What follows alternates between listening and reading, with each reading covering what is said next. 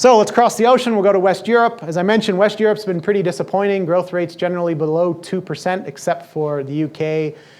Unemployment rates remain very high in the region. They've been coming down in many countries, but very slowly.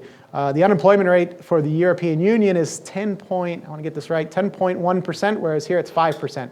So unemployment remains double in the European Union than it is here, even though their working age population there is shrinking because it's an aging population with low birth rates. So they should have lower unemployment rates, but in fact 10.1% for youth, it's over 25%. Some countries above 50%. If you're looking for a job out of university in places like Greece and Spain, it's still very difficult to find one, and if you do find it, it's very difficult to find one that pays pretty well. It's a quiet year in terms of elections, but what we're seeing in Europe, and it predates what's been going on here, is this rise in populism. I mean, far-right parties have used the migration issue there to dramatically boost their support. We have far-right parties who are now on top of the polls, or right at the top of the polls, in at least 9 or 10 northern European countries. And on the other side, we've seen in the South, where we've had the economic crisis, the financial crisis, all the austerity measures, we've seen far-left parties, communist parties, and post-communist parties. They're actually in power now in Greece. The Greek government is a very far-left government.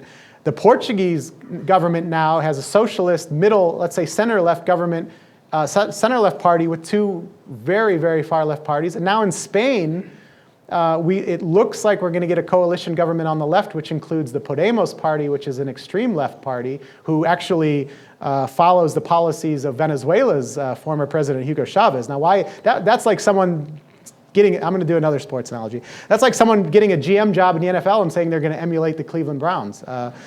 They are...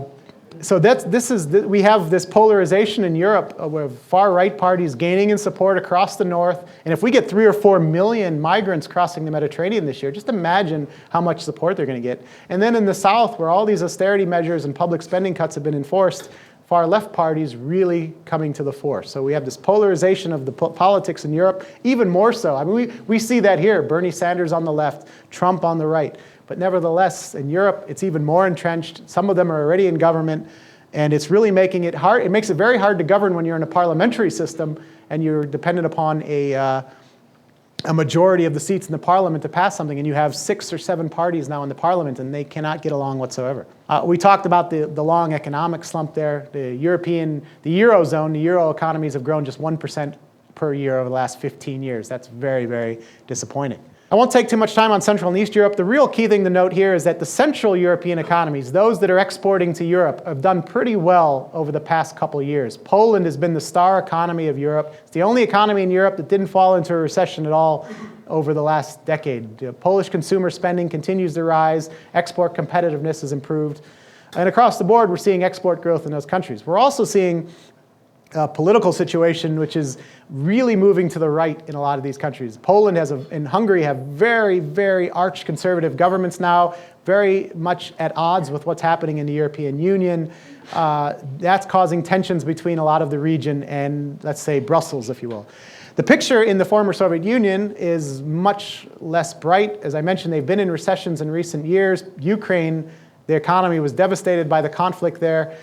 They've signed a free trade deal with the European Union. It went into effect January 1st, which at the same time then Russia broke off their trade agreements with Ukraine. But this gives that country an opportunity to start attracting manufacturing investment, something that it's failed to do for the last 25 years, something that it should have done. It has a huge pool of untapped, cheap labor. It has improving transport connections with Europe. It's an economy that has the potential to grow substantially. But of course, they've lost Crimea. The eastern part of the country, a part of it is in the control of pro-Russian insurgents, but there are opportunities, nevertheless, in other parts of Ukraine for growth. I mentioned the political situation. I won't get into too much there now. Again, it's an unresolved conflict in Ukraine. You see the map there. That shows where you have primarily Russian-spoken. The Crimea is now part of Russia. It's very unlikely that Ukraine will ever get it back. And then this eastern part of the country, a lot of that colored in part where the pro-Russian speakers are now under the control of pro-Russian militants. Now, interestingly, Russia didn't try to swallow that part like they swallowed Crimea, and that is due largely to the fact that the economic sanctions on Russia plus the fall of oil prices really hurt the Russian economy, and it made it too painful for President Putin to contemplate if he did that, if he took that step, what additional sanctions would have been placed on Russia. So the Russian economy has been battered, and that's starting to play a role in the political decision-making by President Putin. Why Syria is an interesting case. They went into Syria. I mean, Russia's now very deeply involved supporting the Assad government in Syria, primarily to keep control of the Latakia base, which is their only naval base in the Mediterranean, but at the same time to distract people from what's going on at home. I mean, it's a common strategy among strongmen around the world that if you have problems at home, start trouble abroad. Keep the headlines of the news about our glorious troops in Syria defending the rightful rulers of that country. That's how it's being portrayed in Moscow, at least.